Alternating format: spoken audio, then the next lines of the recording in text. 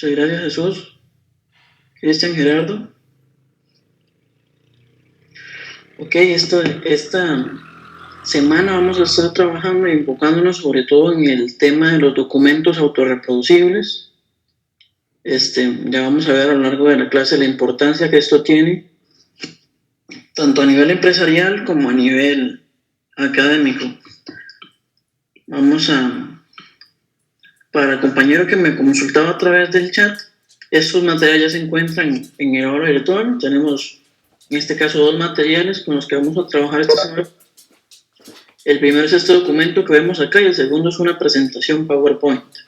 Entonces pueden descargar, si lo desean, ambos materiales para que puedan trabajarlo en línea. Vamos a estar cerrando la cámara por acá un momento. Ok.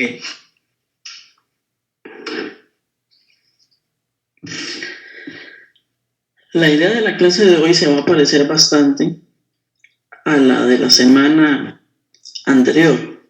En esta vamos a estar trabajando mucho directo desde RStudio para que ustedes puedan ver cómo se va trabajando ya más, cómo lo harían ustedes y sobre todo en este caso para poder ir viendo las salidas de lo que vamos haciendo.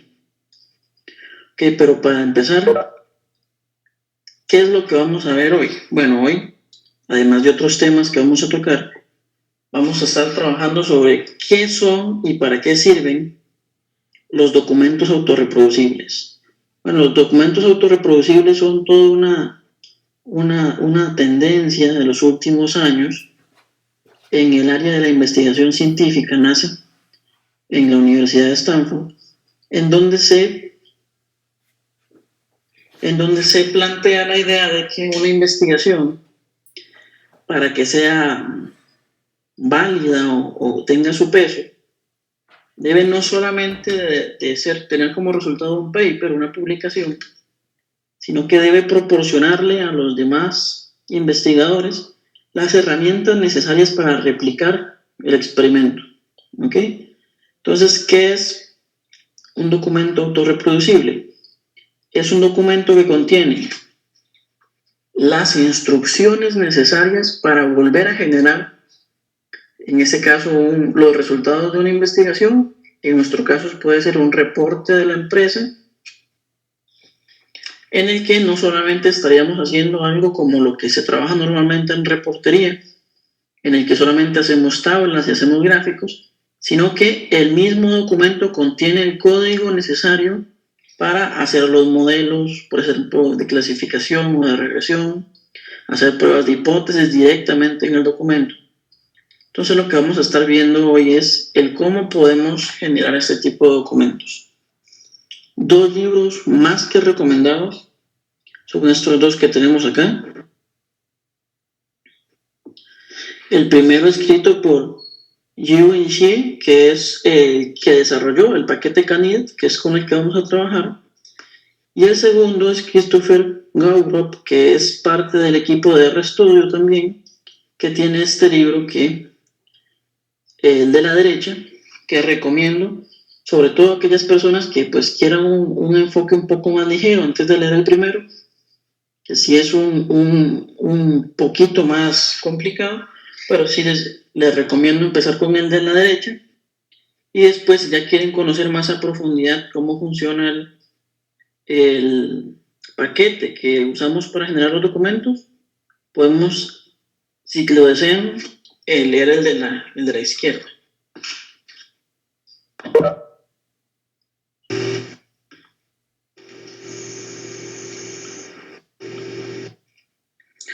Ok, entonces, para comenzar, va a haber dos paquetes con los que vamos a trabajar, dos paquetes sumamente famosos en ambos, aunque no nacieron en RStudio, tiempo después fueron adoptados por ellos y actualmente RStudio es quien se encarga de darles mantenimiento. Eso para nosotros es una muy buena noticia porque nos dice que es un paquete que se está manteniendo día a día, que está evolucionando y que se mantiene actualizado. Los paquetes con los que vamos a trabajar son el Canid y RMarkdown, que ya vamos a ver cómo trabajarlo, y para el caso vamos a utilizar estas instrucciones de acá para hacer la instalación de ambos paquetes. Ok, entonces, partiendo de que ya tenemos los paquetes instalados y que vamos a generar nuestro primer documento, ¿qué es lo que vamos a hacer? Ok, entonces, nos venimos a RStudio. Como digo, cualquier duda o consulta que tengan sobre lo que vamos haciendo, pueden hacerla a través del chat. Ok, nos venimos a RStudio.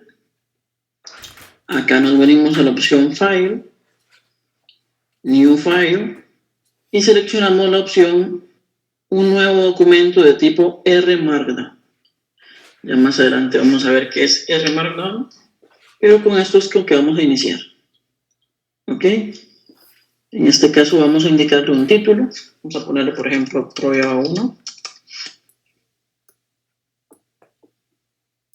Vamos a ponerle un autor. Y vamos a seleccionar el tipo de documento que vamos a generar. Como ustedes ven, los documentos que se utilizan en la clase son generados con RMarkdown y son de tipo HTML. Tiene una cualidad muy interesante, que al igual que HTML no requiere de ninguna instalación extra para generarse y funcionan prácticamente igual en todas las computadoras. También tenemos la opción de generar documentos en PDF o de generar documentos directamente en Word. Ahora, por lo que vamos a trabajar hoy con HTML es porque para generar documentos en PDF o en Word tenemos que tener instalado ya sea LaTeX. Para los que no sepan, LaTeX es un lenguaje utilizado para desarrollar papers, sobre todo en el área de las matemáticas y ciencias, o tener instalado ya sea OpenOffice o Microsoft Office. Que en este caso, para no tener problemas con ninguna dependencia, vamos a trabajar en documentos HTML. Ok, entonces acá le damos en OK. Y cuando se ejecute, vamos a tener una plantilla como la siguiente. Ok, en la que vamos a ver que tenemos acá una especie de encabezado. Tenemos acá algún código en R y tenemos acá en texto. Ok, entonces, inicialmente lo que vamos a hacer es generar el documento para ver cuál es la salida que nos da por defecto. Ok, para generar el documento, venimos a la parte superior, en el botón que dice Canit, y hacemos clic. Él nos va a pedir que guardemos el documento, entonces vamos a guardarlo, por ejemplo, por acá. Prueba 1. Guardar. Y el documento se genera y tenemos como salida un documento como este. Ok, entonces vamos, ahora que vemos la salida, vamos a regresar un poco al documento para empezar a analizar sus partes. Ok, y regresando a la presentación acá, vemos un poco lo que ya hicimos anteriormente. Y vamos a llegar al primero de los componentes de un documento autorreproducible. Que aunque su nombre formalmente no sea ese, vamos a llamar encabezado. Ok, en el encabezado de nuestro documento vamos a definir información acerca del documento, como por ejemplo el título, el nombre del autor, la fecha de publicación. Vamos a definir también, por ejemplo, subtítulo.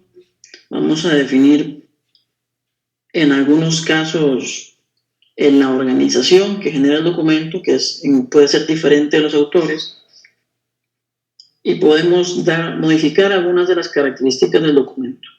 Solamente para que lo tengan presente, en el caso, por ejemplo, del PDF, ahí se puede hacer el cambio del tipo de fuente, se puede hacer el cambio del ancho y alto de las figuras directamente desde ahí. Pero en nuestro caso, los más importantes y que es importante tenerlos presentes en este momento es el título, el nombre del autor y la fecha en la que se genera el documento. Ok, entonces vamos a regresar a nuestro documento y vamos a cambiar estos valores por lo que debería ir en cada uno de los lugares para que podamos ver después cómo queda en el documento. Entonces vamos aquí, nombre del autor, y acá vamos a poner fecha de publicación. Ok. Entonces vamos a un momento comparar el código con la salida. Para esto vamos a intentar hacer esto. Un momento para intentarlo.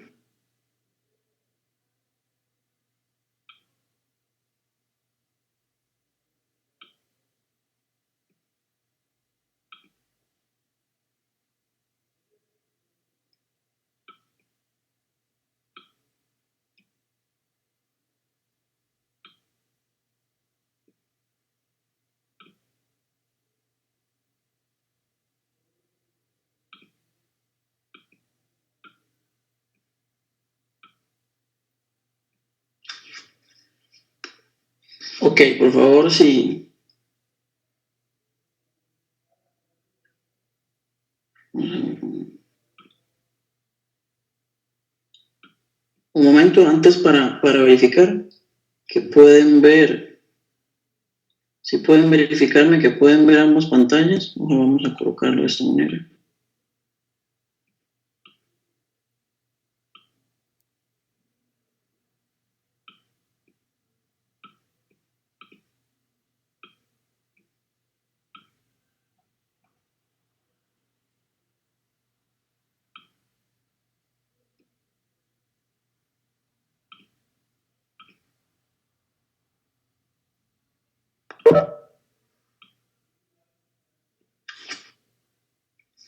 Ok, si pueden verificarme a través del chat que sí se logra leer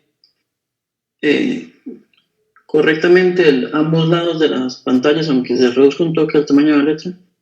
Ok, me dice Bernie que sí se puede leer. Ok, muchas gracias, Bernie. ¿Alguien más que pueda confirmarme que no hay problema para leer por el tamaño de la letra? Ok, muchas gracias, Gerardo. Entonces, vamos a tratarlo de esta manera para que podamos ver y poder mostrarles directamente qué es lo que nosotros modificamos en el documento y cómo ¿No se oye? afecta la salida.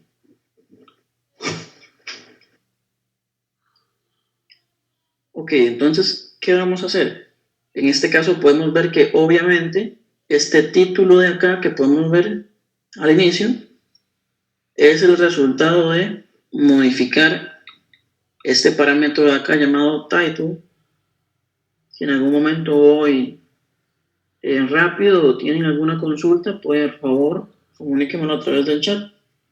Y estaremos repitiendo o estaremos explicando cualquier duda. En este caso también podemos ver cómo modificamos el nombre del autor y la fecha de publicación y cómo esto se ubicará siempre en la parte superior del documento. Ok, después vamos a ver a grandes rasgos qué es lo que tenemos por acá. Tenemos un título, tenemos un párrafo en donde iría algún texto o alguna definición, tenemos un comando de R y además del comando de R tenemos el resultado de la ejecución de ese comando. Después tenemos acá otro título, tenemos acá un texto y tenemos acá el resultado de un plot, pero no vemos cuál fue el código que lo ejecutó, que en este caso sería este de aquí, pero vemos que no necesariamente se muestra el código, sino solamente el resultado. Y acá en la parte inferior tenemos otra nota de texto. Entonces, lo que vamos a ir viendo es cuáles son los componentes de un documento de este tipo y vamos a ir generando nuestro propio documento. Entonces, para eso vamos a borrar esta plantilla que tenemos acá y vamos a iniciar con a introducir nosotros mismos algunos cambios. Okay, pues vamos a venir acá un momento.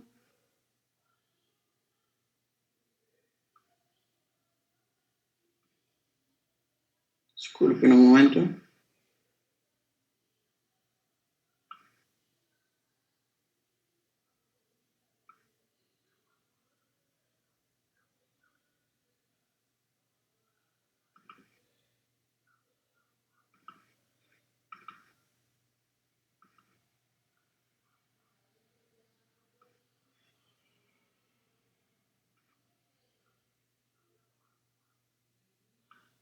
Listo.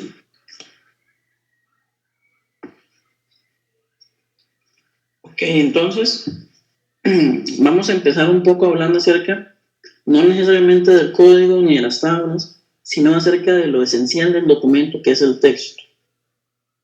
Ok, no tenemos que olvidar que en esta especie de documentos, y se los comento para que no cometan el error, que es un error bastante común, sobre todo a la hora de que se entregan algunas tareas, algunos trabajos, y es el creer que las gráficas y las tablas por sí solas son suficientes.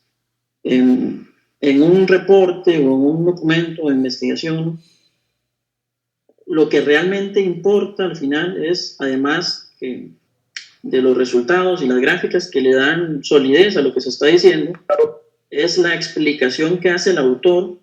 Entonces siempre es necesario que nuestras gráficas y que nuestras tablas, que nuestro código venga acompañado por una explicación, una interpretación que da el analista a los resultados. Okay, entonces en esta parte vamos a trabajar dándole formato a nuestro texto para intentar que quede lo mejor posible. Entonces, lo primero que vamos a ver es el tema de los títulos.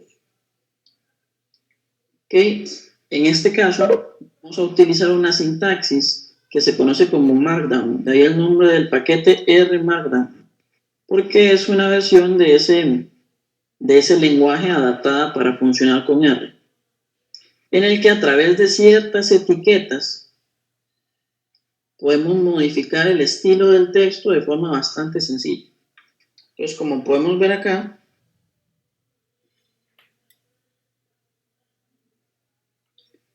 tenemos el mismo texto, solo que antecedido por el símbolo de numeral.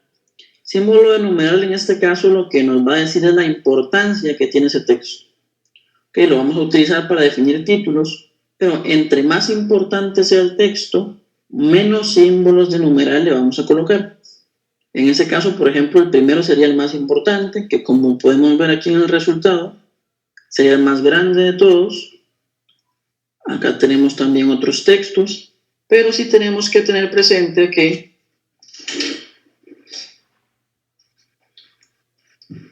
dependiendo de la importancia del título, es la cantidad de símbolos de numeral que vamos a utilizar. Ahora, también es importante porque como vamos a ver más adelante, tenemos la opción de definir índices. Y el índice se va a basar en estas etiquetas para definir cuáles son los títulos, cuáles son los subtítulos y ayudarnos a navegar mejor en el documento. Entonces, en este caso, sí es importante el hacer un uso correcto de estas etiquetas. ¿Okay? Entonces, vamos a ir a nuestro documento y vamos a colocar nuestro primer título, en el que vamos a hacer, por ejemplo, título principal.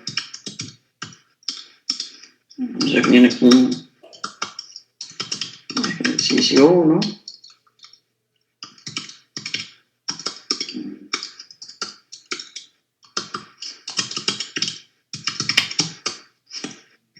Vamos a ejecutar presionando acá el botón de canil y podemos ver la salida en este lado en el lado derecho de la pantalla cómo se modificó y ahora tenemos un título principal y dos subtítulos.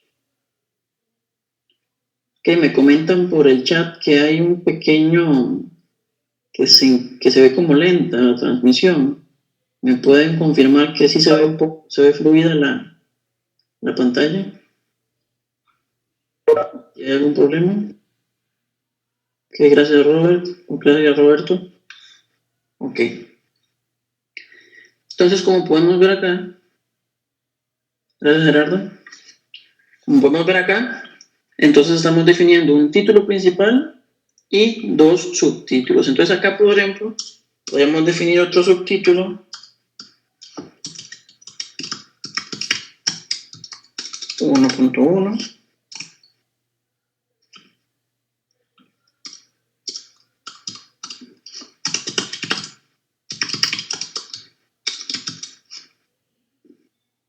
Y al ejecutarlo, vamos a ver que entonces tenemos un título principal, un subtítulo y otras secciones, podríamos decir menos importantes, en las que tal vez vamos a profundizar en el resultado de este ejercicio. ¿Okay?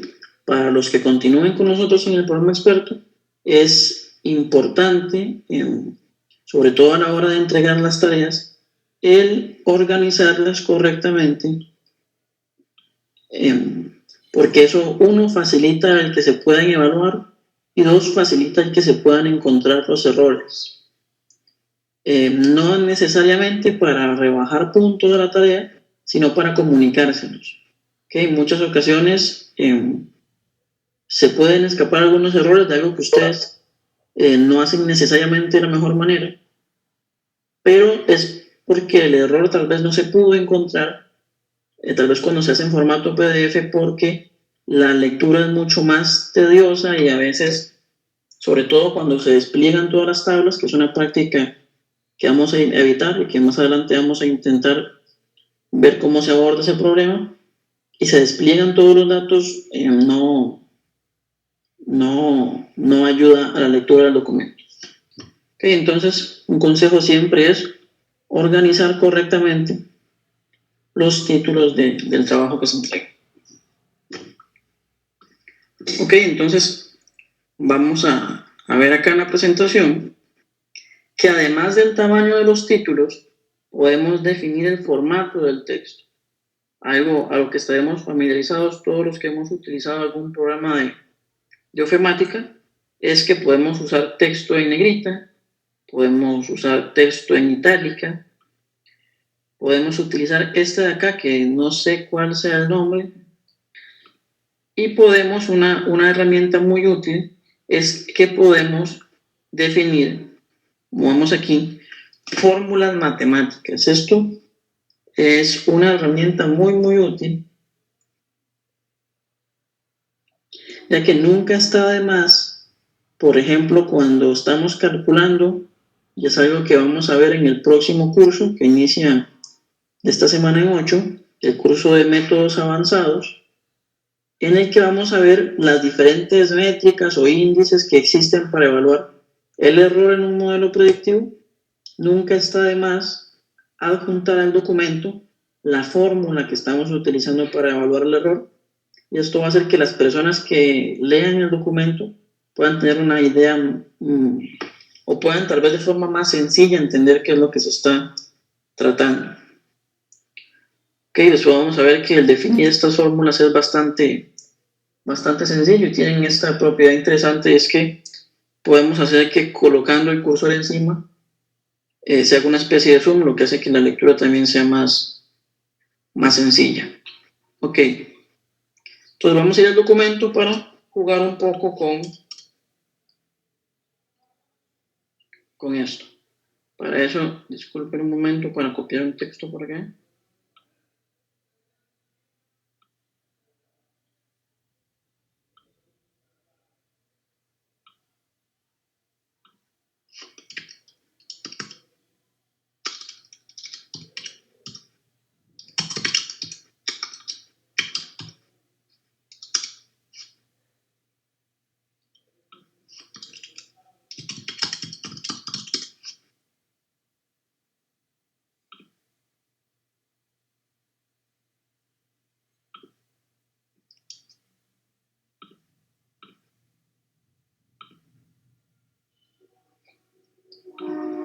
Ok, listo.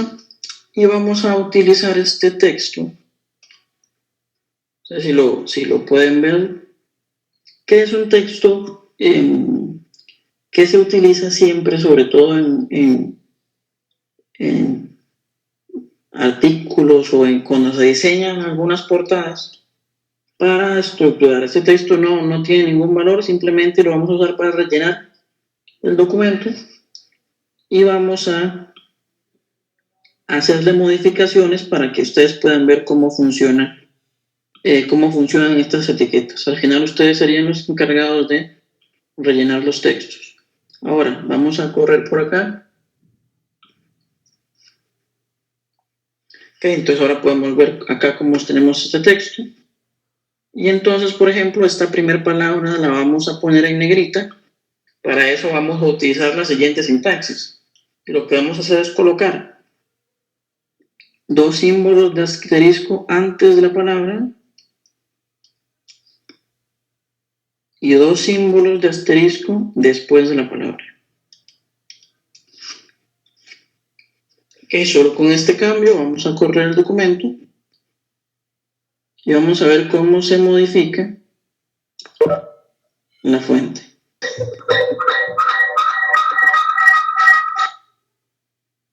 Ok, recuerden mantener micrófonos cerrados, por favor, y cámaras cerradas también, por favor. Muchas gracias. Ok, vamos a ver, por ejemplo, en este otro, vamos a ponerlo en itálica. Para eso vamos a utilizar un asterisco antes y un asterisco después. Vamos a correr acá el documento y vamos a ver cómo ahora se torna a formato itálico. Okay, es posible utilizar las dos, pero para eso les voy a explicar una cosa, y es que en la sintaxis de Markdown podemos utilizar el asterisco o podemos utilizar el guión bajo. En el caso de querer, por ejemplo, hacer negrita itálica, debemos sustituirlo por el guión bajo para evitar que se confunda la sintaxis, y aquí vemos el resultado. Okay, siempre esto es muy útil si queremos subrayar algún... Vamos a ver, dice una pregunta acá en el foro.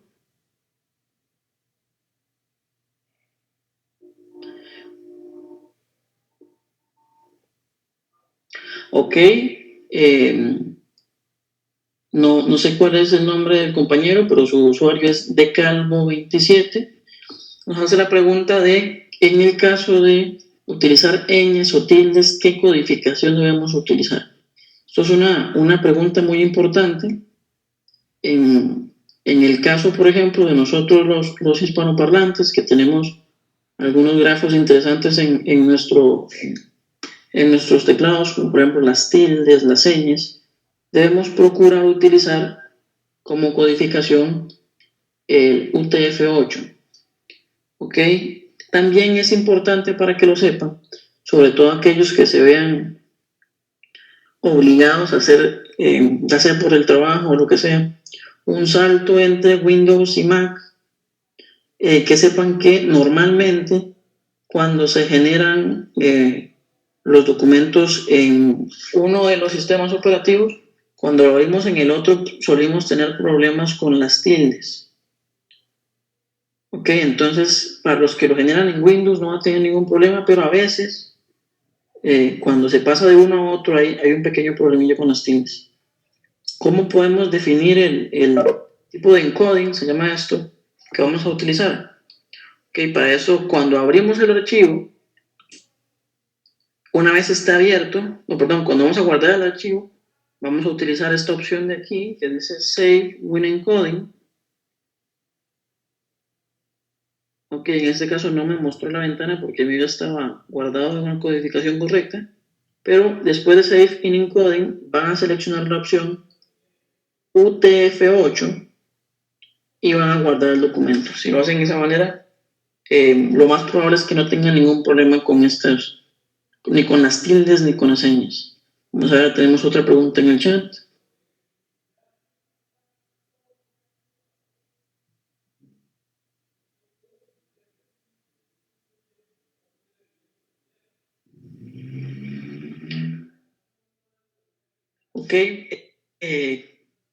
Cristian, entiendo que tu pregunta es si podemos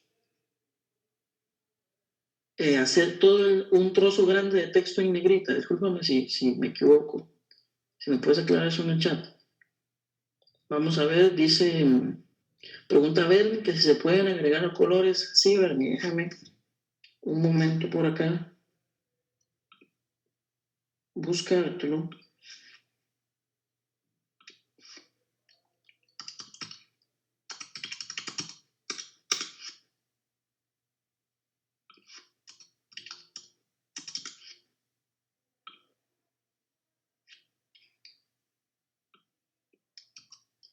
Porque de forma nativa en R Markdown no se permite modificar los colores, o al menos que yo lo sepa, si alguno logra encontrar alguna manera, sería genial que pudiera compartirlo en el foro con los compañeros. Pero una de las ventajas de R Markdown es que nos permite también utilizar código HTML, que no vamos a decir acá que es código HTML en explicarlo, solo lo vemos sobre todo en el curso de Web Writing, en el que trabajamos sobre la web y definimos las diferentes tecnologías que se utilizan para eso, pero vamos a ver acá un pequeño ejemplo en el que utilizando etiquetas HTML podemos definir el color de un texto. Vamos a, por ejemplo, en este caso de aquí, vamos a colocar esta etiqueta antes y esta etiqueta después. Ok, acá lo que estamos diciendo es que el color de este texto que se encuentra acá va a ser rojo. La etiqueta tiene que abrirse y cerrarse. Y cuando corramos el documento, vamos a ver cómo se modifica el color. No es tan intuitivo o tan fácil como quisiéramos que fuera en el Markdown, pero como él no lo incluye por defecto, tenemos la opción de hacerlo utilizando etiquetas HTML. Okay, básicamente lo que pueden hacer es reutilizar este que estoy poniendo acá y acá iría el color. Okay, en este caso rojo.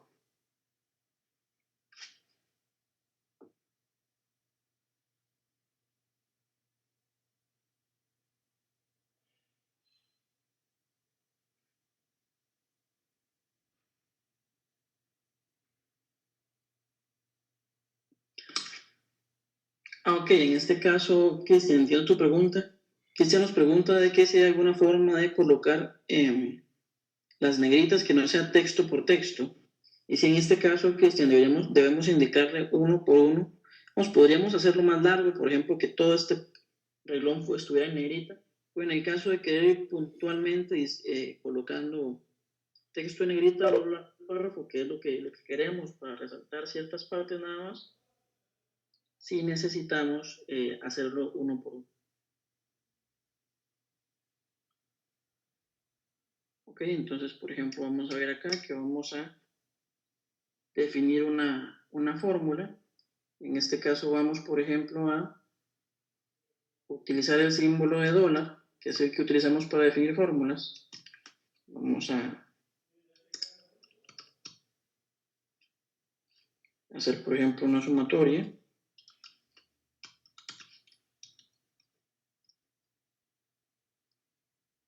Vamos a hacer la sumatoria. Vamos a copiar esta acá.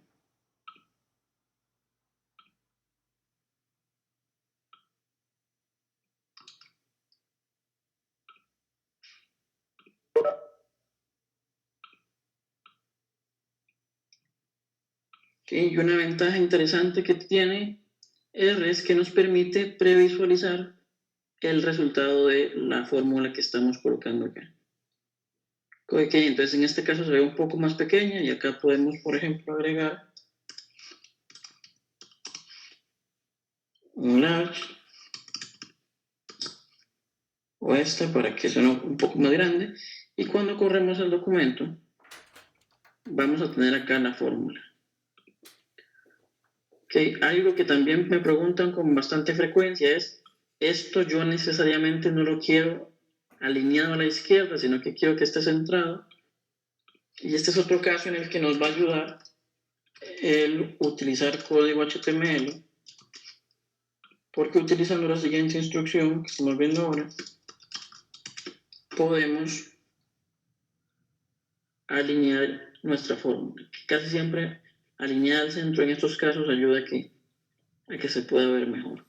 ¿Ok? Entonces hemos visto títulos, texto, cómo darle formato a algunos de nuestros textos. Entonces vamos a seguir con el documento. Acá en este enlace van a poder encontrar, vamos a entrar para que puedan verlo solo, vamos a poder encontrar una lista en donde este autor nos coloca, es una herramienta bastante útil, cuál es el código que tenemos que usar para crear la fórmula y cuál es el símbolo que obtenemos como resultado. Entonces vamos a poder ver acá todas las, incluso ejemplos de fracciones, ejemplos de raíces cuadradas, sumatorias y toda una notación que podemos utilizar para definir nuestras fórmulas. Okay, entonces regresando al documento, disculpe, tenemos una pregunta en el chat.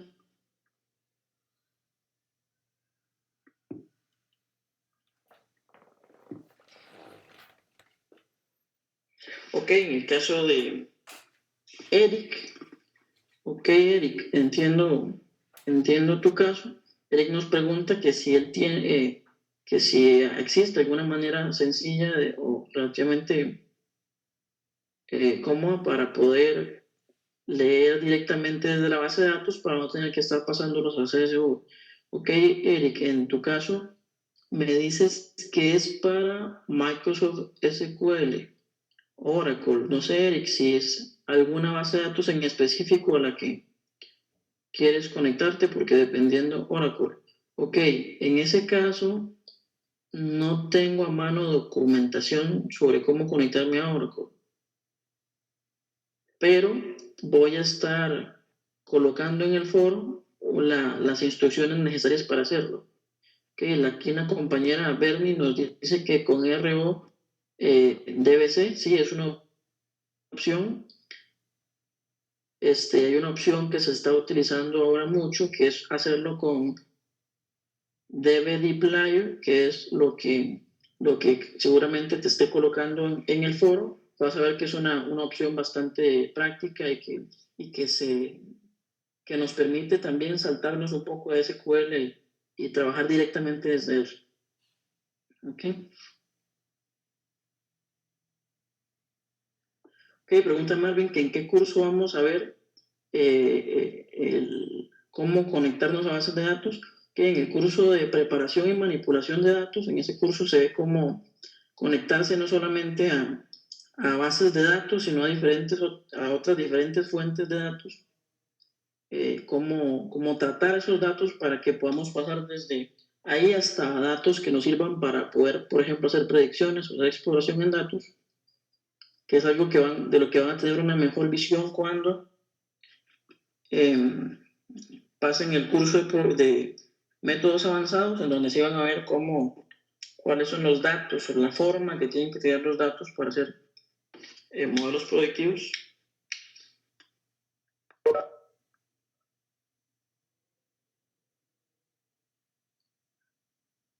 Ok, sí, entonces en el curso de preparación y manipulación de datos, en ese estamos viendo conexión a bases de datos y también se da una introducción bastante sólida a lo que es el lenguaje de consultas SQL, pero en el caso del compañero que pregunta, supongo que él ya tiene experiencia en esa área y por eso hace la consulta. Ok, regresando al documento, que ya habíamos definido cómo hacer las fórmulas, y entonces en este caso vamos a ver otras dos opciones bastante interesantes. La primera es cómo definir enlaces y la segunda es cómo definir imágenes. Que en este caso vamos, para términos del ejercicio, vamos a guardar esta imagen para poder utilizarla. Y lo primero que vamos a ver es cómo guardar enlaces. Ok, vamos a copiar este enlace de aquí.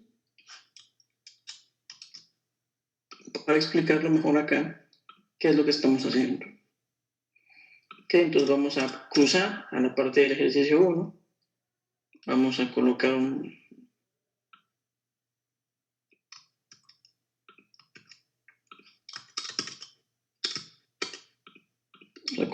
texto, y en medio de nuestro texto vamos a colocar vamos a incrustar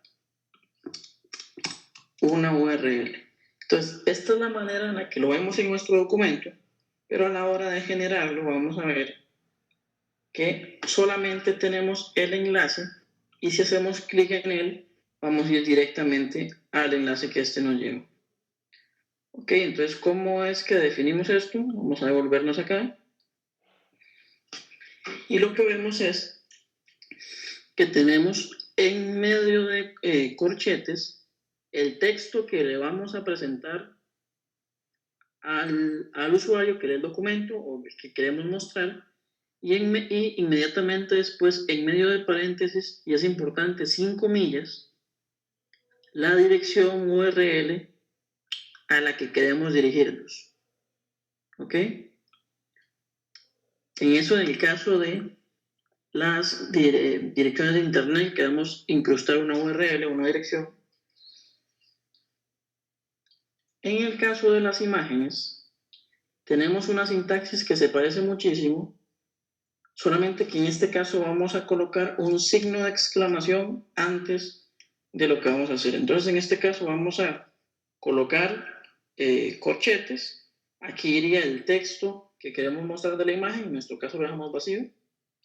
Y después acá, 5 comillas, vamos a colocar la ruta hacia la imagen. Como mi archivo y mi imagen están guardados en la misma carpeta, entonces solamente voy a colocar el nombre de la imagen, y podemos ver que acá RStudio nos deja ver una previsualización de la imagen que vamos a incrustar. Okay, entonces en este caso generamos el documento y podemos ver que tenemos incrustada ya la imagen. Okay, no sé, compañeros, si la logran ver bien. Como podemos ver en este caso, la imagen, por la resolución que tiene, es bastante grande. Y por ejemplo, no nos dejaría mostrar nuestro contenido de forma sencilla. Y para esto, vamos a...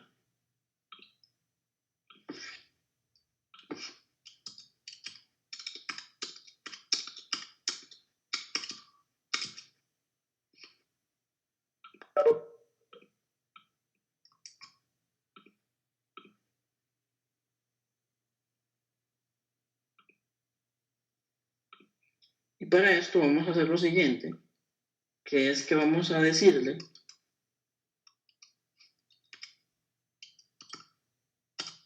que tenga un ancho de, vamos a intentar con 50%, que no nos sirve 50%, vamos a intentar con 10%.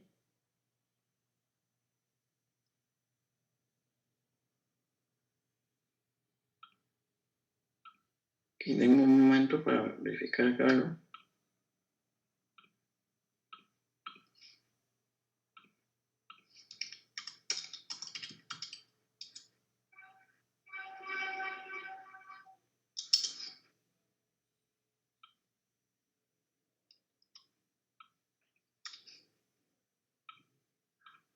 Ok, vamos a...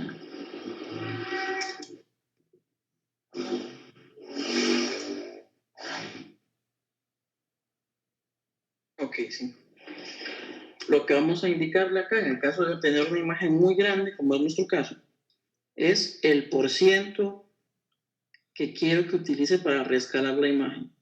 Entonces, quiero que mi imagen, la que voy a colocar en el documento, tenga, por ejemplo, el 10% del tamaño de la imagen original. Tenemos una pregunta en el foro que dice, ok, me pregunta Rolando sobre el texto de la imagen. En este caso, por ejemplo, podemos decir,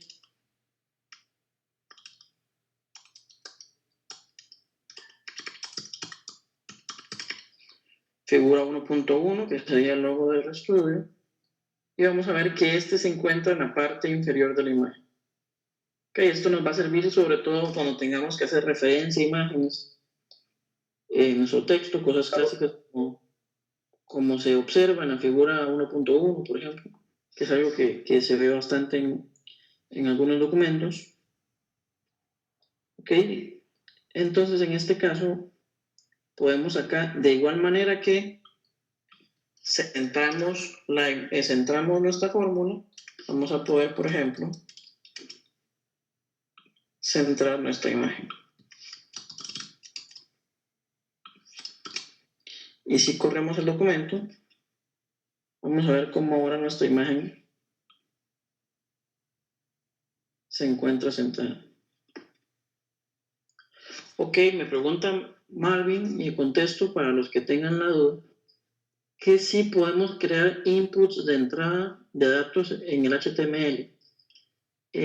Sí, Marvin, podemos. No quiero que se malentienda lo que voy a decir a continuación. Podemos hacerlo. Ahora, el que los valores que ingresamos en esos inputs se puedan utilizar dentro del documento para generar resultados, no es nada sencillo, porque en ese momento no tenemos cómo hacer comunicación entre eso y R. Si lo que quieres hacer es, por ejemplo, que el resultado de estos inputs modifiquen el documento de alguna manera, te recomiendo que investigues sobre una opción llamada Shiny. Esto nos permite hacer justamente eso, que nuestros documentos respondan a entradas, pero en este caso serían inputs especiales de un paquete de R y no serían los clásicos que utilizamos en HTML. Entonces, no sé, Marvin, si eso contesta tu pregunta. Voy a colocar acá el nombre del paquete. Ese sería el nombre del paquete, es un paquete muy útil y muy bonito, muy interesante de trabajar para aquellos que tengan la curiosidad de hacerlo. Ok, entonces acá tenemos un documento que aunque algo desordenado nos va mostrando poco a poco las diferentes cosas que podemos hacer. Recuerden que cualquier duda, cualquier pregunta pueden consultar a través del chat. Ok, otro ejemplo que sería interesante agregar sería el siguiente. Vamos a copiarlo y agregarlo por acá, por ejemplo en este de aquí, en el que si corremos vamos a ver que tenemos agregadas dos listas. Una lista no ordenada y una lista ordenada. ¿Ok? En este caso, para hacer la diferencia entre los ítems y los subítems, simplemente lo que hacemos es dejar un tab de diferencia entre unos y otros. Ok, Bernie nos pregunta que si en Shiny lo vamos a ver en algunos otros cursos adelante, se está trabajando ya en cómo incluir y cómo trabajar con Shiny para capacitarlos a ustedes también en esta herramienta y apenas se haga el cambio, se integre esta herramienta que es relativamente nueva, ustedes sean los primeros en darse cuenta, les estaremos ya sea que se integre alguno de los cursos o por el tamaño que tiene el paquete y su complejidad, se le dedicaron en su caso un curso completo, pero a todos se les estará notificando para que los que estén interesados en la herramienta pudieran matricular. Vamos a ver, tengo una otra consulta en el chat que dice.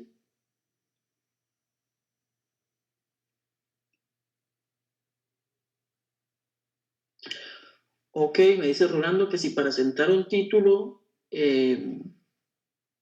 hay que utilizar código HTML o algún comando en R. Por defecto en estos documentos que siguen un estilo por defecto, todos los títulos están alineados hacia la izquierda. Si queremos centrarnos igual los títulos, vamos a tener que hacerlo utilizando código HTML. Por ejemplo, vamos a ver acá un caso en el que vamos, por ejemplo, a centrar este ejercicio.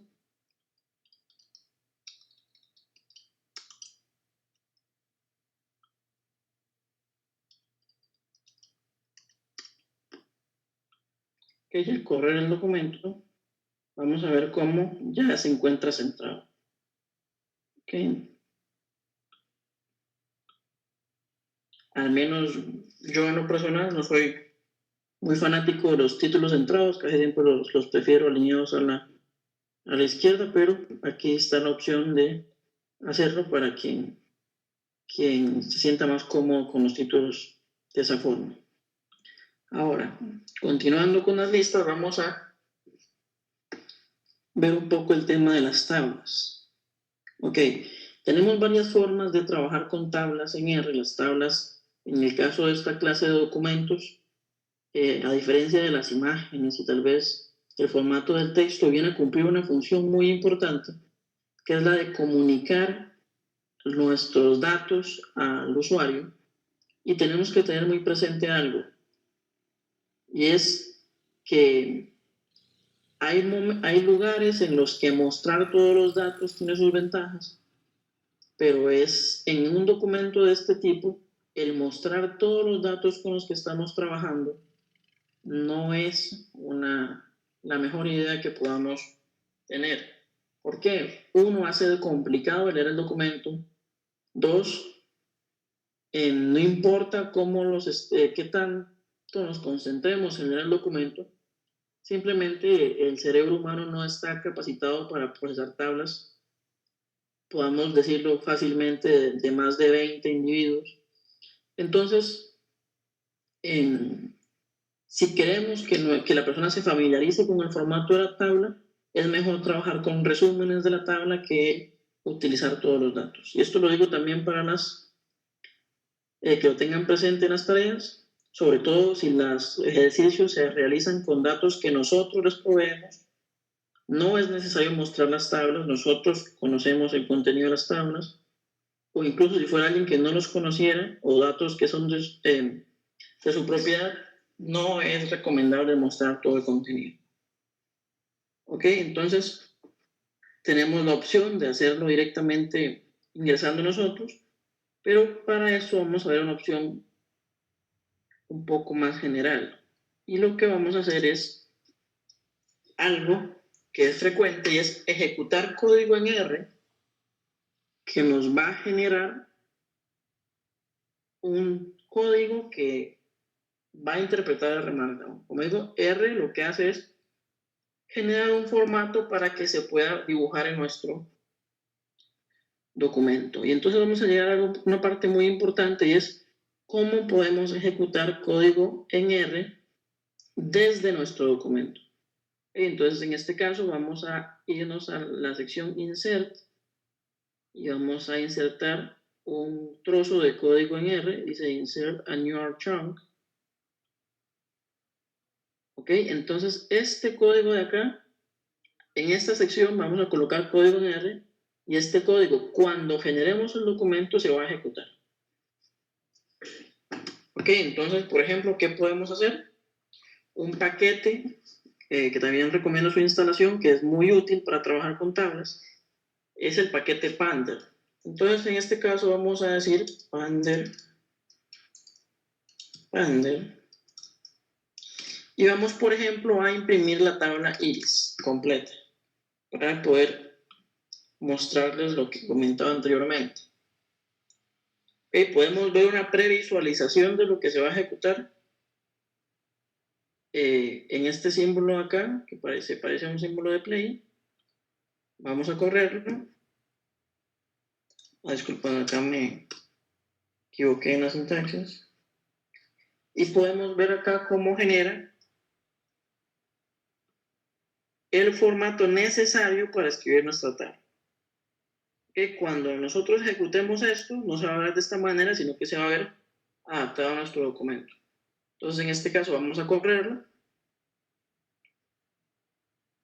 Y vamos a ver acá cómo tenemos la tabla con todos los individuos de la clase iris. Perdón, de la tabla iris.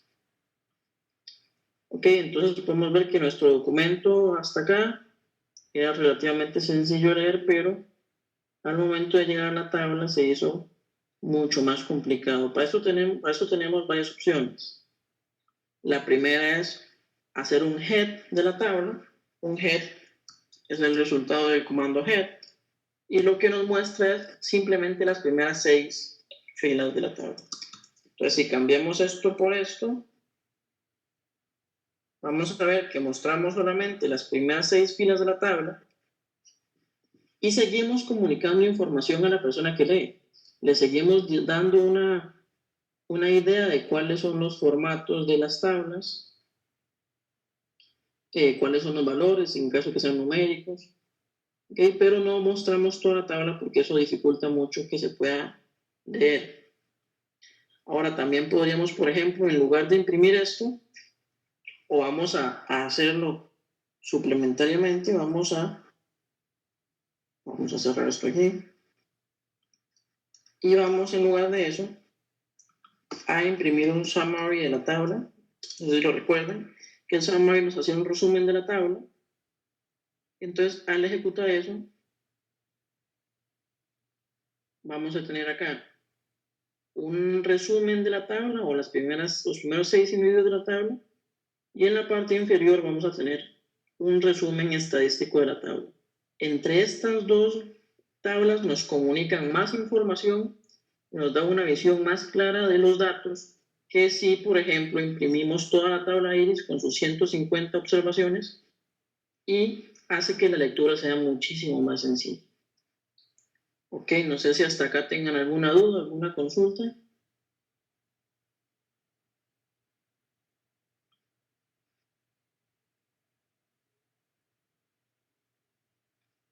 Ok, entonces continuamos. Recuerden que cualquier duda pueden ponerla en mi chat.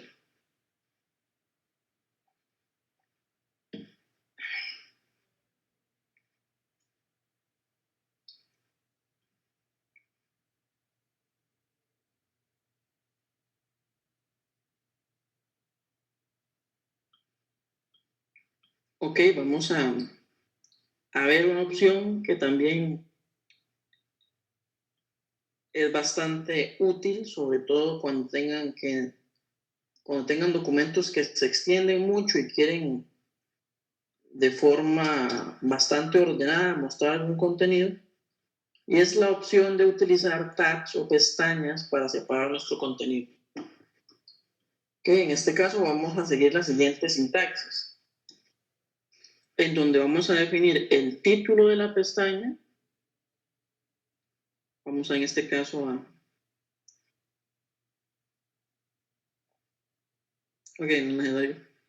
vamos a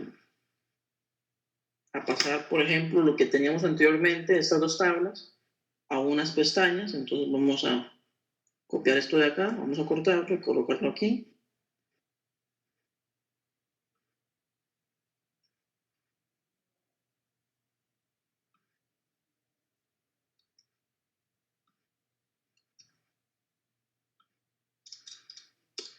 Pues en el título vamos a colocar, por ejemplo, resumen de la tabla.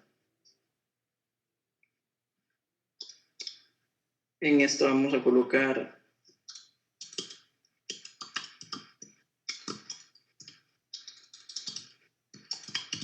primeras filas.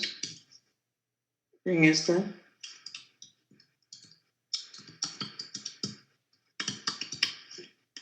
ok, es importante colocar esta etiqueta antes de este título y colocar este comentario vacío después, porque en esto lo que estamos diciendo es dónde inicia y dónde acaba nuestro tag. Una vez lo ejecutemos, vamos a ver cómo ahora tenemos un título y tenemos dos pestañas en donde vamos a poder separar nuestras dos salidas. Entonces vamos a quedar mucho más ordenado y mucho más claro. ¿Ok? Vamos a saltar por acá en el documento.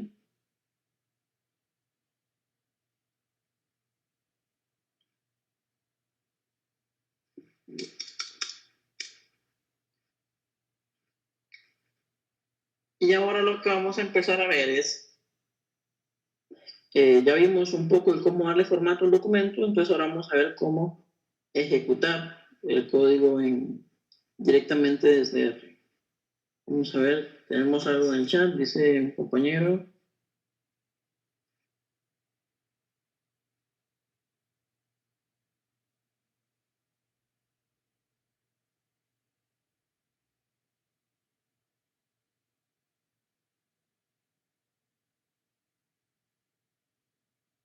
Ok, me comenta un compañero acerca de una opción llamada Jupyter Notebook con R.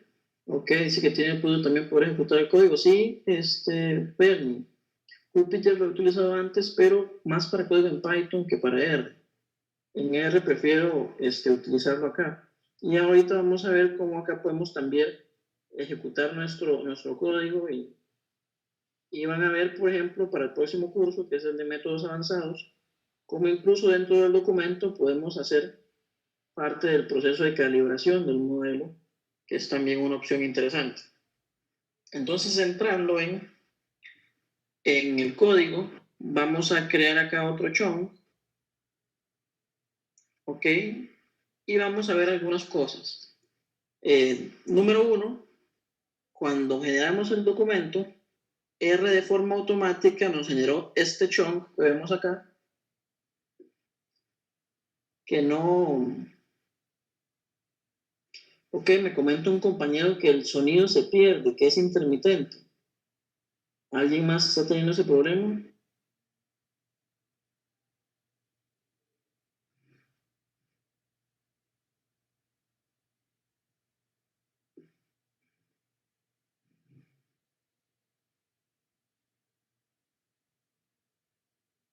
Ok, voy a tratar de hablar un poco más fuerte. Vale. Ok, muchas gracias. Ok, en este caso tenemos este primer chunk que si nos fijamos en el documento no corresponde a ninguna salida, pues este chunk no generó ni una tabla, ni un gráfico, no generó nada, porque este es el chunk de las configuraciones del documento. En este lugar es donde vamos a hacer dos cosas. Uno, vamos a definirle parámetros a los demás chunks del documento, que es algo que vamos a ver dentro de un momento, y vamos a cargar las librerías. Algo que es importante y es que a pesar de que se puede, es posible hacerlo, ir cargando las librerías a cómo se van usando, lo recomendable es cargarlas todas al inicio del documento. Okay, entonces en este caso, por ejemplo, vamos a cargar un paquete, Factominer, vamos a cargar, solamente vamos a cargar este paquete. Ok, entonces, ¿qué eso nos va a dar la opción de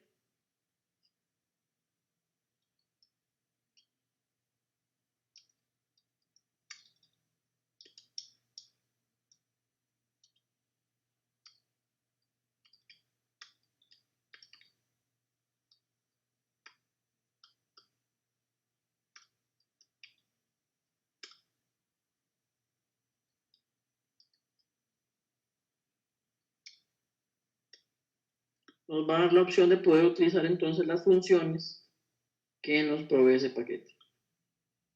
Entonces, en nuestro caso, vamos a correr esto y entonces vamos a ver acá que tenemos una previsualización de lo que estamos ejecutando. Ok, entonces en este caso vamos a colocar un pequeño título que diga análisis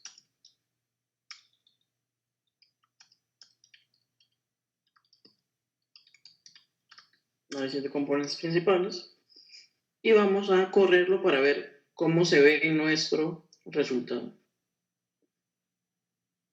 Que vamos a ver acá, que en este caso lo que vamos a tener como resultado son las gráficas que genera la CP. Ya ustedes recordarán eso del curso de métodos exploratorios. Vamos a pedirle acá, no vamos a hacer este plot, sino que vamos a ejecutar solamente esta instrucción.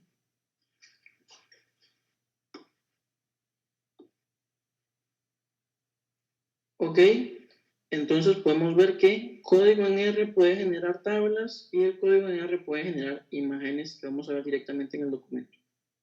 Ahora, es posible que tengamos una imagen, por ejemplo, como esta que queremos ver, pero no queremos mostrar el código. O que tengamos un código que queremos mostrar, pero el tiempo de ejecución del código es muy alto, entonces no queremos ejecutarlo cuando generamos el documento. Entonces, para esto lo que vamos a hacer es cambiar algunos parámetros de los chunks. ¿Okay? Por ejemplo, vamos a jugar con uno muy utilizado, que es el parámetro echo. Van a encontrar también una lista de parámetros en el documento, que echo lo que nos dice es si se va a mostrar o no el código. Entonces, si colocamos que echo es igual a false, vamos a ver que cuando ejecutemos el documento, ya no se encuentra el código, pero sí el resultado de ejecutarlo. Okay, no se muestra el código donde hacemos el ACP, pero sí se muestra el resultado de las gráficas. Esto es muy útil porque dependiendo del público que tengamos, sobre todo si es tal vez de área de gerencia, no es tanto de la parte de, tal vez de inteligencia de negocios o de informática, puede que no sea necesario, no sea de interés de la persona que va a ver el documento, el código, de cómo se generó la gráfica, pero que entonces podemos simplificar el documento, no mostrando el código, pero sí el resultado de la ejecución. Como digo, cualquier pregunta, sugerencia, pueden colocarla en el chat. ¿Ok? Ahora vamos a ver otro caso, vamos a ver un caso en el que sí voy a mostrar el código, pero este código, a pesar de que esté ahí, no se va a evaluar. Para eso colocamos un evals igual false, y si corremos el documento, vamos a ver que el código se muestra, pero el resultado de la ejecución no. ¿Ok? Como digo, esto es especialmente útil cuando tenemos un proceso que dura mucho tiempo, ya tenemos el resultado guardado tal vez en un CSV, entonces podemos colocar el código que hace el proceso, pero no ejecutarlo. Y en eso reducimos mucho el tiempo de carga del documento. Ok, además de eso, de la evaluación, si mostrar o no el código, tenemos algunos que nos pueden ayudar de forma interesante a modificar las figuras. ¿Qué me refiero con las figuras? Las gráficas que genera el código en R, podemos, por ejemplo, definir la alineación que tengan. Podemos decir que sea por defecto, que sea a la derecha, que sea a la izquierda. Y aquí, si vamos a ver que R sí nos da una opción para centrar la imagen y no va a ser necesario agregar etiquetas HTML. Podemos, por ejemplo, también decirle el ancho de la imagen, por ejemplo 5, decirle el alto de la imagen, por ejemplo también 5, y si ejecutamos el documento, vamos a poder ver que las imágenes se encuentran centradas y en sus dimensiones son 5 por 5.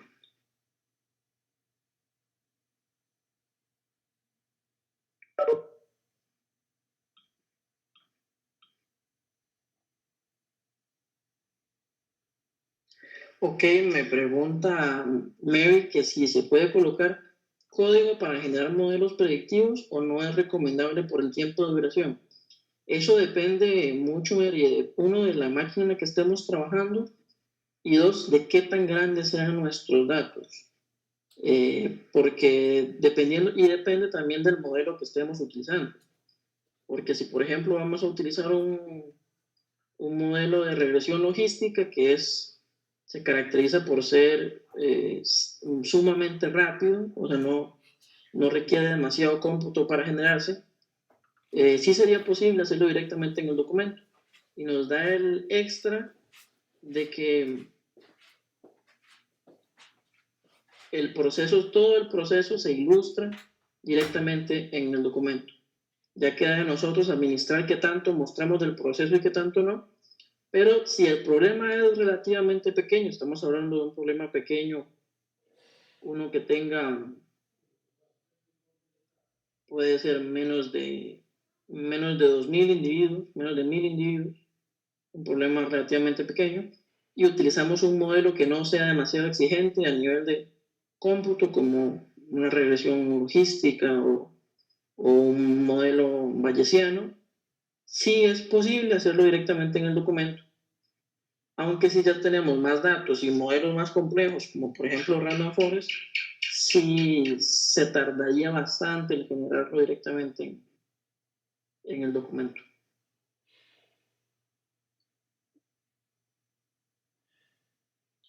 Ok, sí, el caso de, vamos a ver, mi pregunta es, Marvin, ¿qué si el documento es responsive? Para los compañeros que no estén familiarizados con el concepto, significa que se adapta al tamaño del dispositivo. Ok, entonces en este caso, Marvin, vamos a verlo acá,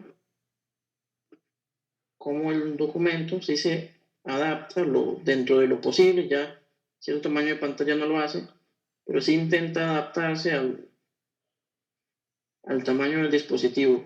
No se ve muy bien, sobre todo en dispositivos móviles, no está pensado para que se vea directamente desde ahí, pero en una pantalla relativamente, dentro de las pantallas pequeñas, una pantalla relativamente grande, sí podemos verlo sin ningún problema.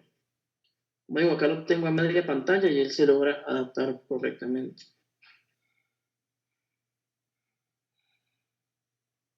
¿Qué me pregunta Martín?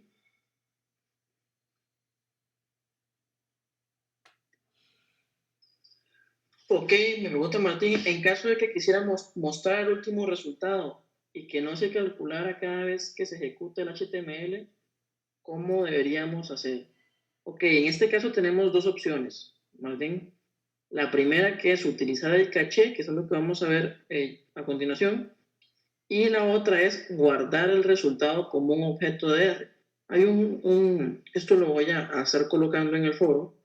Hay una forma que tenemos de guardar objetos en R, puede ser un modelo, una variable, una tabla, que está pensado para leerlo desde R. Entonces, por ejemplo, si tenemos un modelo predictivo, podemos guardarlo y después leerlo y no estaríamos obligados a generarlo nuevamente. Y en el caso de estar trabajando con documentos muy grandes, tenemos la opción de hecho vamos a ejecutarlo de un solo, vamos a venir acá, vamos a venir al primer chunk y acá lo que vamos a hacer es decir caché es igual a true. ¿Cómo funciona esto de la caché?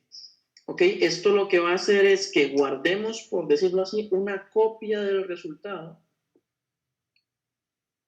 y que el documento solamente vuelva a generar aquellas partes del documento que tuvieron alguna modificación. Entonces, la primera vez que lo ejecutamos va a durar lo mismo, pero si lo ejecutamos nuevamente, vamos a ver que la ejecución es mucho más rápida. En este caso tenemos un documento pequeño y no se nota demasiado la diferencia, pero en el caso, por ejemplo, que hiciéramos una modificación en este chunk o quisiéramos una modificación en algún texto, él va a generar solamente esa parte nuevamente y el resto lo va a conservar. ¿Qué nos va a evitar esto? El tener que generar nuevamente todo el documento o todas las gráficas. Y como decía, para esto solamente vamos a tener que activar la caché. En este caso, utilizando este comando, siempre en este chunk, el primero para que esto afecte todo lo que está debajo de él. No sé, Martín, si eso contesta tu pregunta.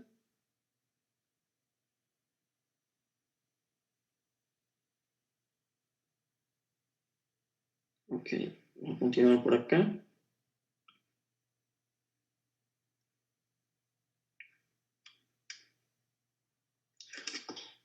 Ok.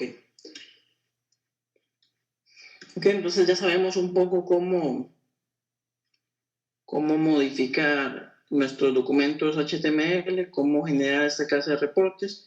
Acá tenemos un reporte un poco al azar que fuimos haciendo sobre la marcha, pero que sí contiene gran parte de las características, tenemos listas, imágenes, enlaces, fórmulas, títulos, pestañas, imágenes y código en R.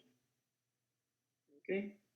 Entonces acá esto es uno que pueden utilizar después ustedes como base para generar ustedes sus propios reportes como comentaba a lo largo del curso, esto es cuestión de práctica.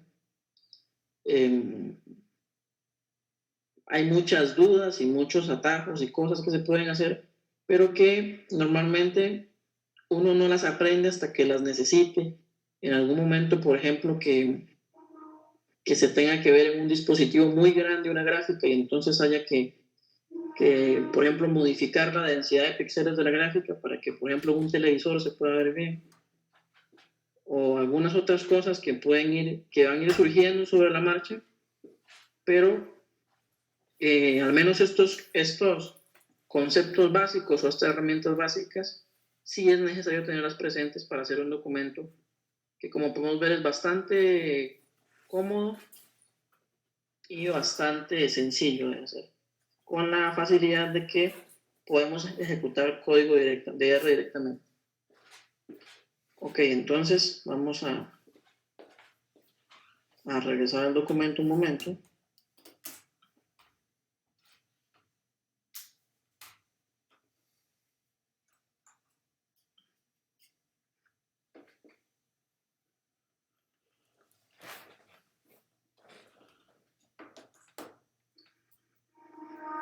Ok, me pregunta Jesús si es posible generar hojas de estilo para aplicar desde R.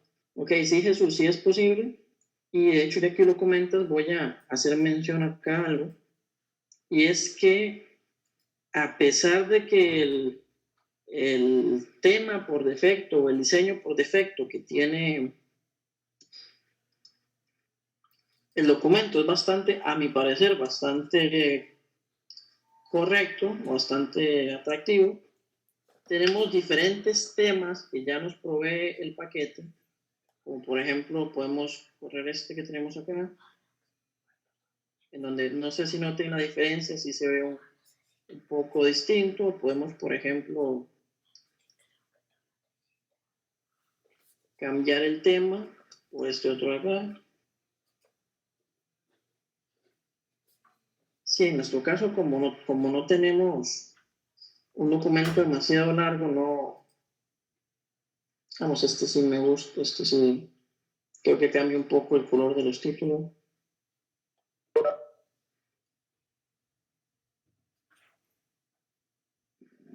Sí, vamos a ver.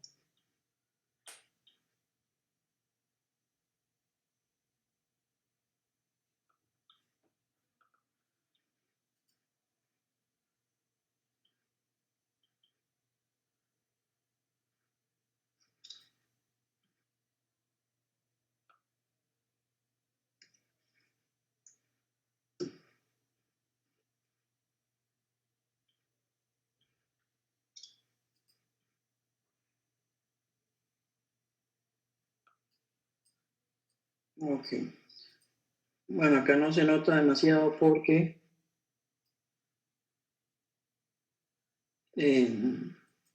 creo que muchos de estos no cambian el color de los textos, son un poco las fuentes.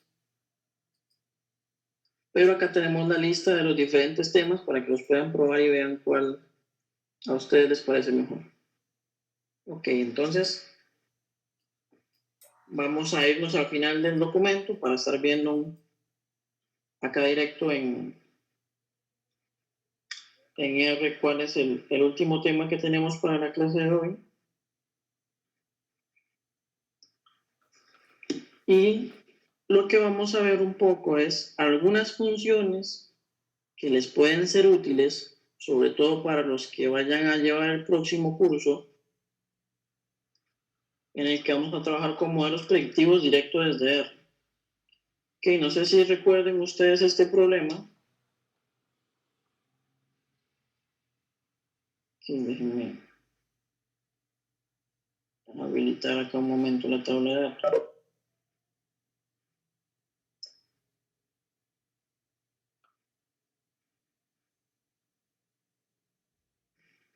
No sé si recuerden ustedes el problema de la tabla de datos Titanic, que es una tabla con la que se trabajó ya en el curso de predictivos. Y en esta tabla, si recuerdan directamente desde Ratel, modificábamos algunos de los valores porque la codificación de esta tabla es un poco desafortunada y utilizaron números para representar categorías, por ejemplo, en la variable survived, utilizaron ceros y unos y eso puede tener confusión. En la P-class utilizaron números. Entonces, en este caso, vamos a reportar acá. Por defecto, si hacemos una lectura de la tabla, R comete el pequeño desacierto de hacer que estas variables de acá, a pesar de que son categorías, él las lea como numéricas. ¿Okay? Podemos evitar que él haga esto haciendo uso de una característica que tiene el read CSV, que es la siguiente, y es la capacidad de a priori definir qué tipo de datos van a ser las variables que vamos a leer. Entonces, en este caso, definimos el parámetro callClasses y definimos, entre comillas, como texto que Passengers ID va a ser de tipo factor, que Survived va a ser de tipo charter, que es en este caso texto, ya vamos a decir por qué es texto y no factor, y por qué P-class también es de tipo texto. ¿Por qué hacemos en tipo texto? Porque si lo dejamos en tipo texto, se nos va a facilitar hacer lo que vamos a hacer a continuación, que es modificarlo para que la codificación se parezca más a categorías y que incluso sea más sencilla de leer. Y entonces, si corremos esto acá, vamos a ver que a pesar de que las categorías que utilizan siguen siendo 0 y 1, la lectura sí se hace correctamente. Okay, no sé si tienen alguna duda con esto, si se queda claro.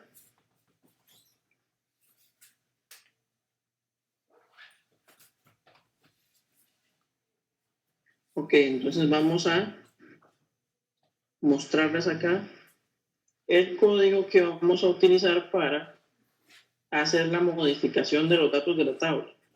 Esto es importante porque probablemente en el próximo curso tengan que hacerlo.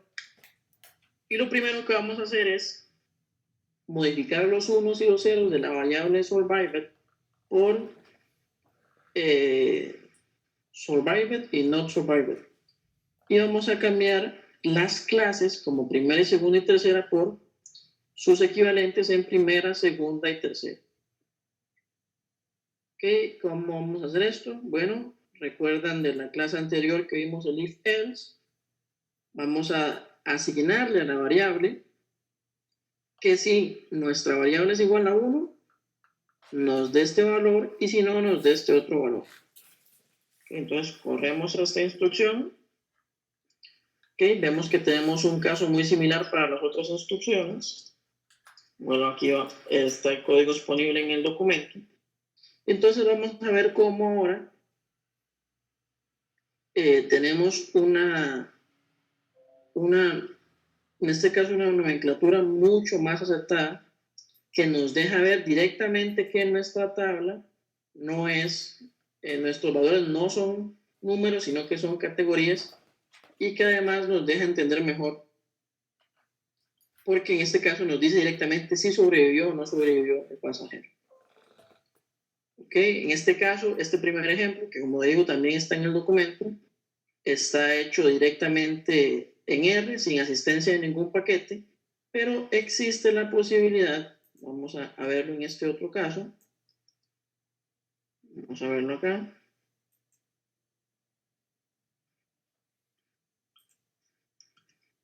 Volvemos a hacer la lectura de R del archivo para descartar los cambios que hicimos anteriormente.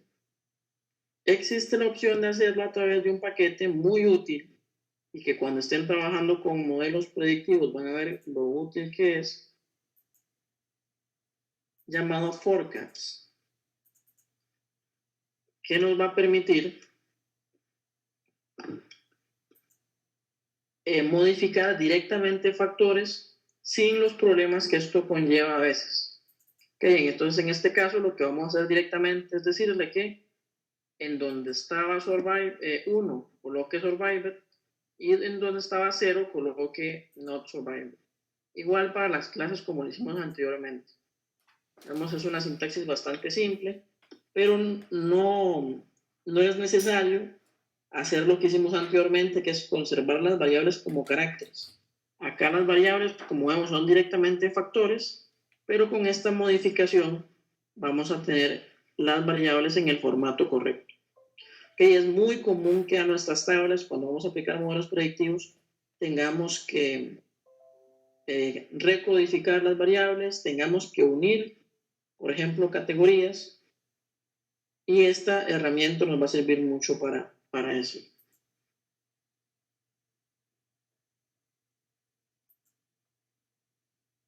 Aunque me pregunta Bernie, es algo importante, es que ¿cómo cargué el archivo CSV sin darle la dirección?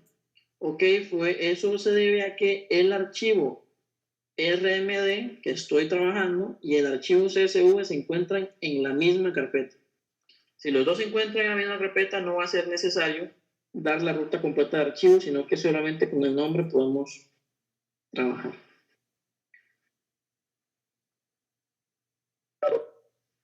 Ok, pregunta Stephanie que si Forcats sirve solo para variables de tipo factor. Sí, Forcats es un paquete que está especializado en trabajar con variables de tipo factor. Ok, entonces vamos a generar este documento para ver un poco cómo quedaría finalmente el documento que generamos en la clase de hoy. Aquí tenemos nuestros gráficos, acá tenemos código y acá tenemos el resultado de un poco de más código. Entonces, como comenté al inicio, esta sería la última clase del curso de programación en R. Ok, cierto, me ocasiona preguntas acá en el foro, bastante interesante. Y si vamos al documento, que me pregunta Bernie cómo se pueden generar menús. Ok, Bernie, eso depende de el que entiendas como menú. Ok, en este caso, si estamos hablando de un índice, pues podemos hacerlo indicando acá top. Vamos a top dos puntos true. En este caso sería un true en minúsculas porque no estamos trabajando en R, sino que esta es otra sintaxis que debemos utilizar. Y cuando colocamos top en true, vamos a extender el documento.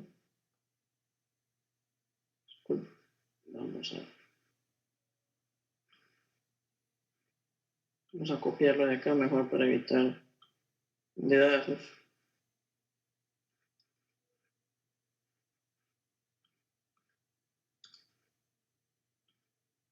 Ok, ahora sí.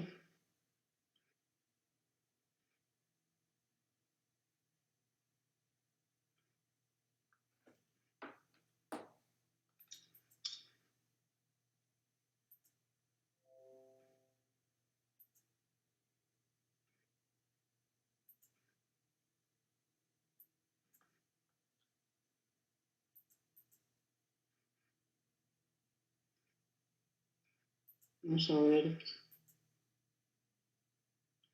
Disculpen un momento.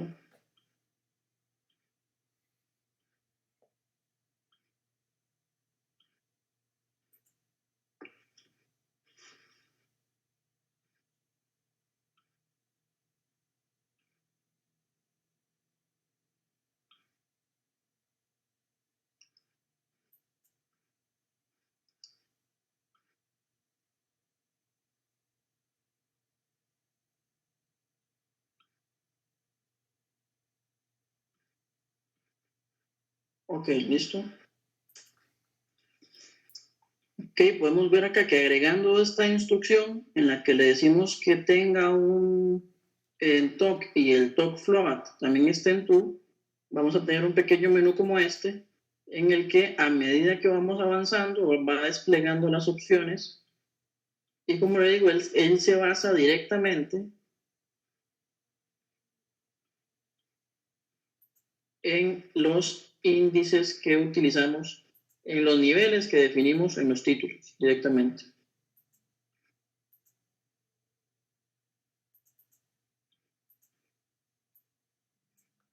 Okay. Entonces esa sería la manera ver, miren, que definimos un índice. Otra opción también, que si no queremos utilizar un índice, es dividir todo nuestro documento con tabs. Es una opción también bastante útil.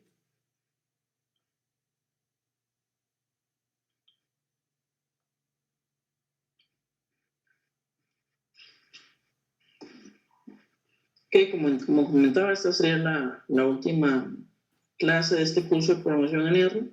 Así que quería tomar estos últimos momentos para abrirlos para si alguien tiene alguna duda, alguna consulta que quiera hacer, ya sea sobre esta clase o sobre alguna de las clases anteriores, puede hacerla a través del chat y no vayamos a ver.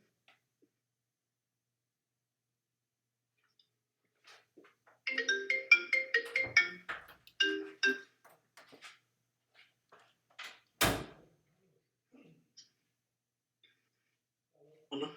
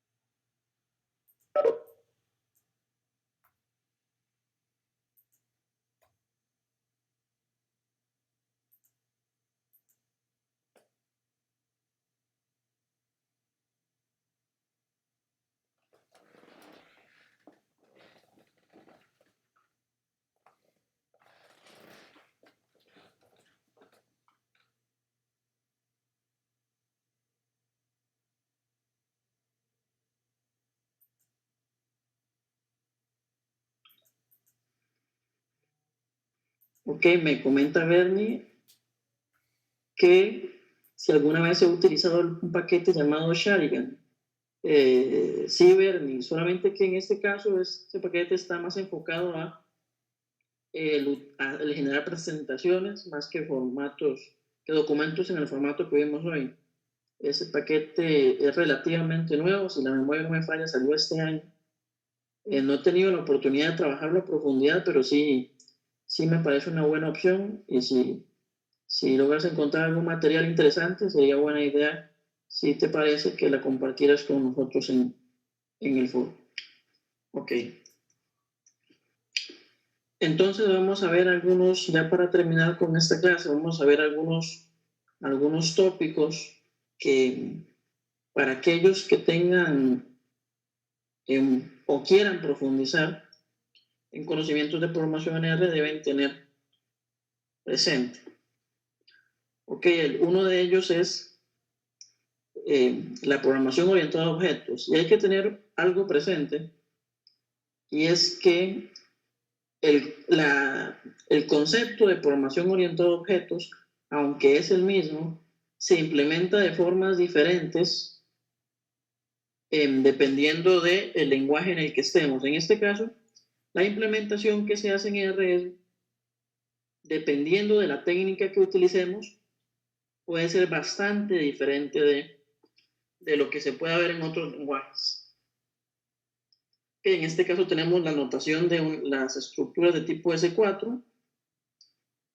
Existen tres tendencias bastante sólidas en R cuando hablamos de programación orientada a objetos. Una es la más tradicional, que es la que se hereda del lenguaje S, que es la S3.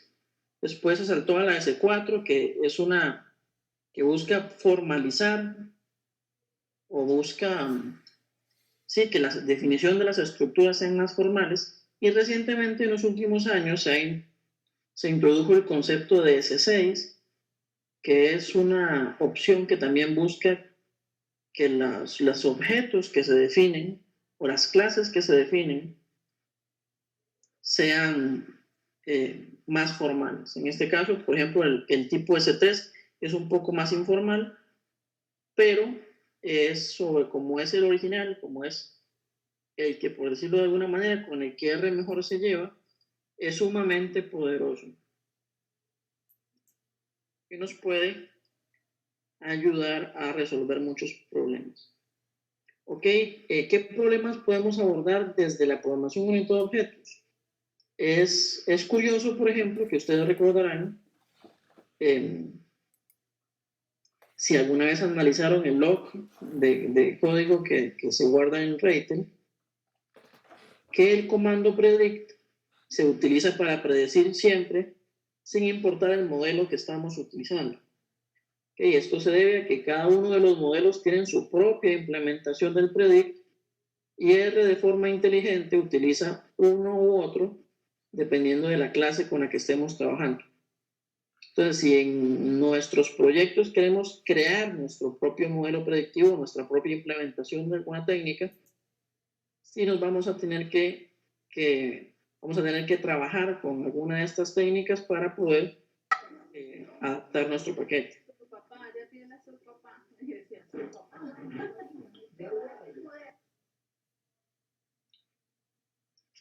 Ok, como comentaba anteriormente,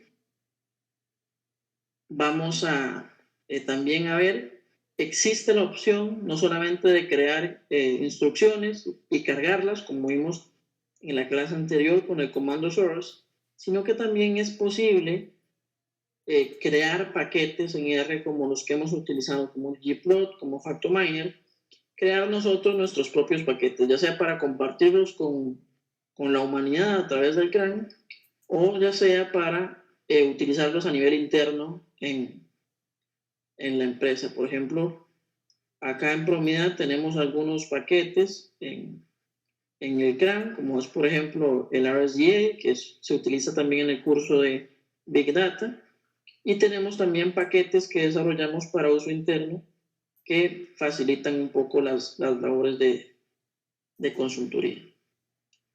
Entonces acá algunos pasos sencillos para aquellos que tengan la curiosidad de cómo se crea un paquete. Lo primero que tenemos que hacer, indispensable, es crear la estructura de archivos con la que vamos a trabajar. Para esto se recomienda el uso de un paquete conocido como DevTools. Todo esto mucho mejor documentado van a poder encontrarlo en el libro que compartí en la semana 1, disculpen, en la semana anterior, llamado R Packages, en donde Hartley Windham, uno de los más grandes expositores de ese tema, explica paso a paso cómo crear un paquete. Pero acá tenemos más o menos las bases, que es crear la estructura de archivos, describir nuestras funciones, o sea, darle documentación a nuestras funciones después de que creamos nuestro código, pasar por una serie de filtros, que en eso el CRAN es bastante riguroso, en el que se tiene que cumplir con ciertos estándares de calidad. El paquete se construye y se distribuye, en este caso el sexto paso, para que, por ejemplo, ustedes o yo podamos tener acceso a ellos. Ok, otro dato que es importante que lo tengan antes de terminar es que existe la posibilidad de que conectemos R con otros lenguajes. Yo sé que en público tenemos personas que tienen experiencia en otros lenguajes de programación y pueden preguntarse cómo puedo, por ejemplo, si mi programa está escrito en Java, cómo puedo implementar alguna de estas cosas que he visto directamente desde ahí.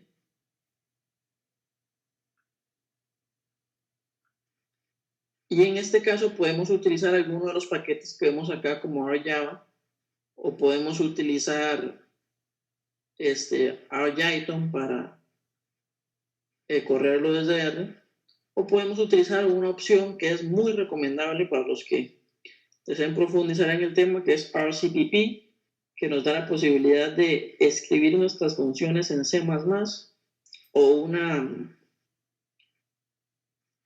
en C++, pero no necesariamente un C++ tradicional, sino un C++ más enfocado a la manipulación de datos, con algunas librerías como Armadillo, que nos ayudan a hacer cálculos sobre matrices de forma bastante sencilla.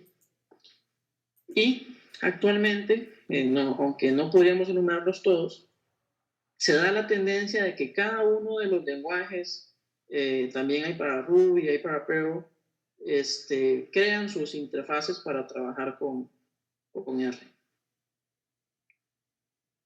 Ok, pregunta Bernie que si vamos a ver paralelismo de los cálculos. Ok, voy a estar para los que tengan dudas sobre cómo paralizar algún proceso, voy a estar en el foro contestando ese tipo de dudas.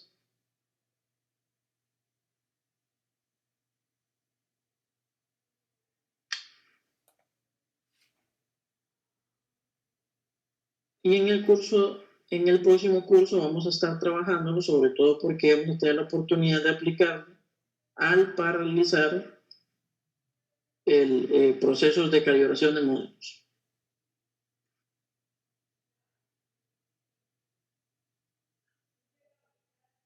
Entonces, ¿alguna duda, alguna consulta?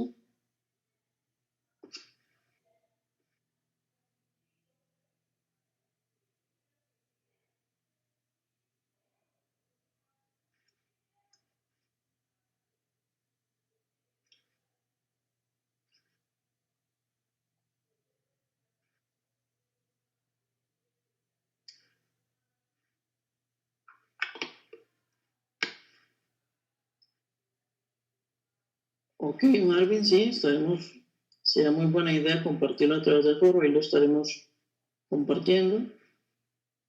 Ok, entonces si no tenemos más dudas o más consultas, con esto estaríamos terminando esta cuarta clase del curso de programación en R. Ha sido, por lo personal, un gusto poder trabajar con ustedes estas 4 semanas. Cualquier duda que tengan, pueden colocarla en el foro. Y si por lo que sea se dieran algunas otras dudas, tienen mi correo y mis datos de contacto para que, dentro de lo que me permita el tiempo, poder seguir colaborando con ustedes. Entonces, desearle a todos muy buenas noches y suerte con la tarea de esta semana.